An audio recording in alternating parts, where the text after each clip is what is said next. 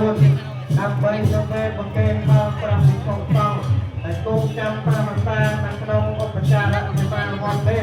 ក៏មកមានម្ដាក្នុងចក្រវាលមនុស្សលោកធានលោកអបអមអូជាត្រាអនុមោទនាទទួលយកនៅសម្បត្តិរបស់គុណអង្គព្រះកឋិនទានដែលជាពុទ្ធបរិស័ទសពរស់ប្រុសស្រីដែលមានចិត្តជាគុណមានសតិចន្ទ្រាប្រកបដោយប្រសាទគោមនោសញ្ចេតនាបានយ៉ាងកាត់ហើយដោយបច្ឆរិយៈខំខ្វល់ខ្វាយចំណាយទ្រព្យហើយកាត់ទានមានអានិសង្សកប់ទុកក្នុងពុទ្ធសាសនា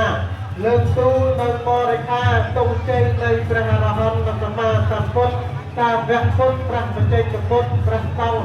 អង្គសាមណេរដែលទ្រង់ទ្រង់នៅស្មងស្បៃស្រីជីវរដើម្បីប្រតិសិទ្ធបីជុំព្រះវិហារនាវត្តត្រាក្នុងឱកាសពីនេះហាក់បីតូចជាសពុទ្ធកោតៃពោះអន្តាចតែអ្នកចុះក្នុងកតាចំណុងសងកាលណាហើយសូមពុទ្ធសរទាំងអស់នេះការចម្រើនមានដល់ពុទ្ធបរិស័ទសពរស់ប្រុសស្រីលោកដែលមានចិត្តបុណ្យទាំងអស់ទទួលបាននៅសេចក្តីសុខសេចក្តីចម្រើនអានិសង្សអង្គព្រះកឋិនទានដែលអស់លោក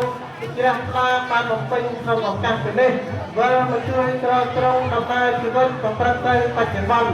និងទៅលោកកមុខបាននៅសេចក្តីសុខតាមសេចក្តីប្រាថ្នាគ្រប់គ្នាសូមអនុមោទនា